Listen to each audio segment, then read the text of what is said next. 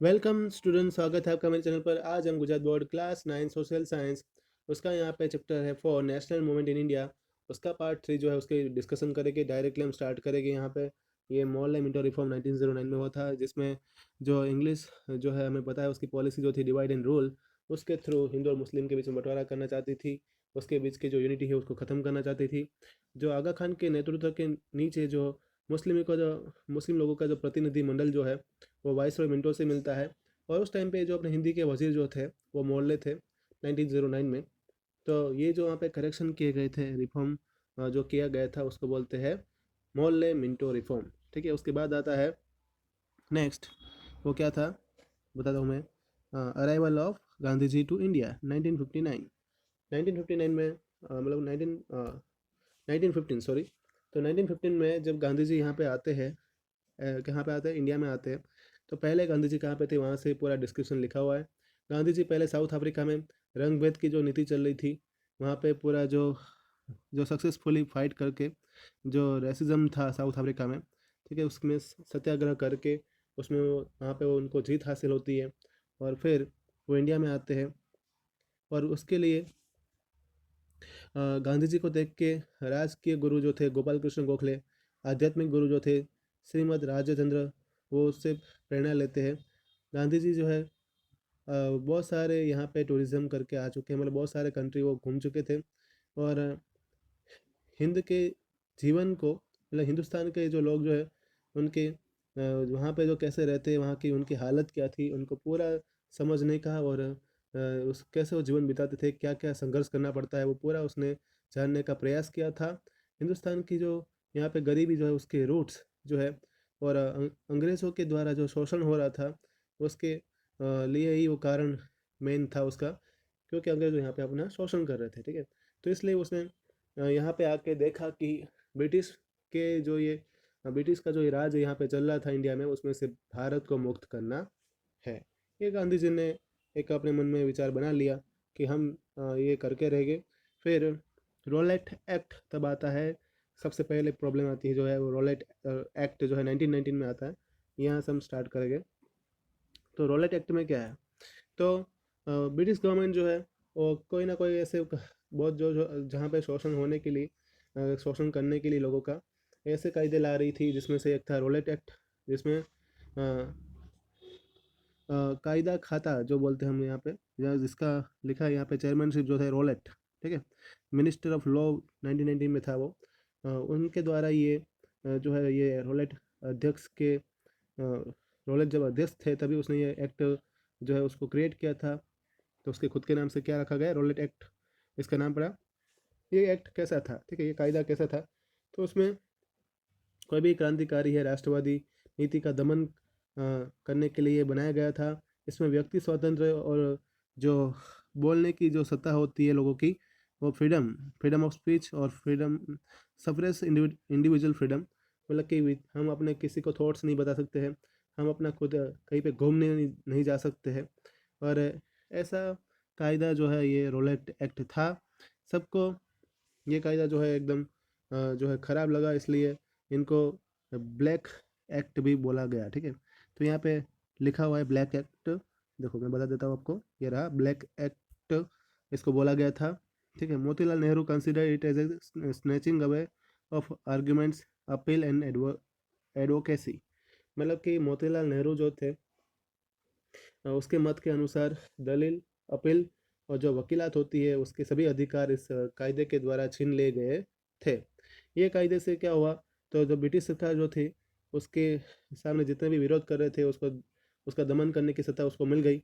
बहुत सारे नेता और प्रजा जो है उसका अलग अलग जगह पे विरोध कर रही थी, और सभा सरघस जुलूस निकाल रही थी, स्ट्राइक कर रही थी, ठीक है। उसके सामने बहुत सारे आयोजन किए गए थे विरोध में।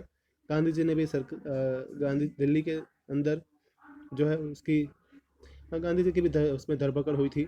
और तब पंजाब के अंदर पंजाब के अंदर जो चल रहा था उस टाइम पे डॉक्टर सत्यपाल और डॉक्टर किचलू की भी धरपकड़ इस आंदोलन में हो चुकी थी। और फिर सरकार अपना जो है इस तरह से पूरा दमन जो है पूरा करने लगी थी इस एक्ट के द्वारा, ठीक है।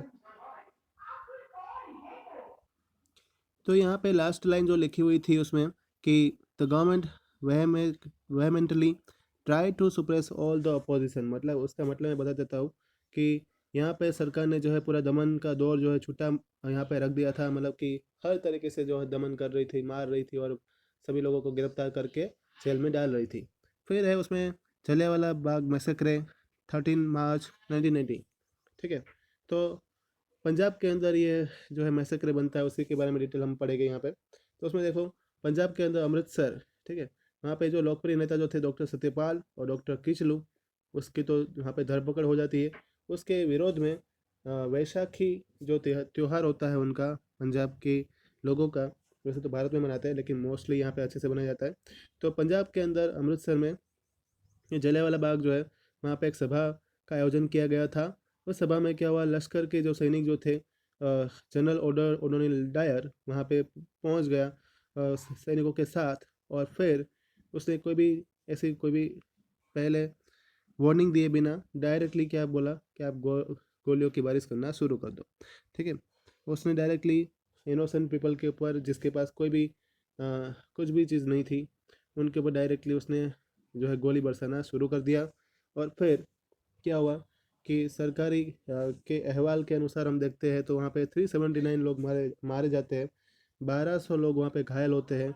और कांग्रेस के जो वहाँ पे कांग्रेस के द्वारा अपॉइंट की गई जो कम्युनिटी कमेटी होती है, उसके अगर उसकी इंफॉर्मेशन से काउंट करें तो 1000 लोग वहाँ पे मारे गए थे। तो इस तरह से दो हिस्ट्री बताती है, ठीक है। पहली हिस्ट्री ऐसी है कि उसमें 379 लोग मारे गए थे और 1200 लोग घायल हुए थे। और अगर कांग्रेस की कमेटी के हिसाब से देखें तो 1000 लोग वहाँ पे मारे गए थे। तो हमें दोनों याद रखने हैं, ठीक है। फिर कांग्रेस की फिर क्या होता है कि ब्रिटिश की गवर्नमेंट जो है वो उस तपास के लिए, मतलब उसकी वहाँ पे जो इन्वेस्टिगेशन करने के लिए हंटर कमीशन जो है वो अ, लगाती है जनरल डायर का बचाव करने के लिए। उसके जो ये एक मिस्टेक जो उससे हो चुकी थी ऐसा मान के, ठीक है, ऐसा मान के उनको अ, अ, उसको हटा देती है उस प्लेस से, क्योंकि अगर प्लेस हटाएगी नहीं तो फिर लोग उसका विरोध करेंगे। और उस तरफ से डायर जो है वो वहाँ पे इंग्लैंड चला जाता है और वहाँ पे 2000 पाउंड और उसको तलवार दी जाती है, उसका सम्मान किया जाता है। लेकिन बाद में उसका क्या होता है, वो यहाँ पे कुछ उसको बीमारी होती है इसलिए वो मर जाता है 1927 के आसपास।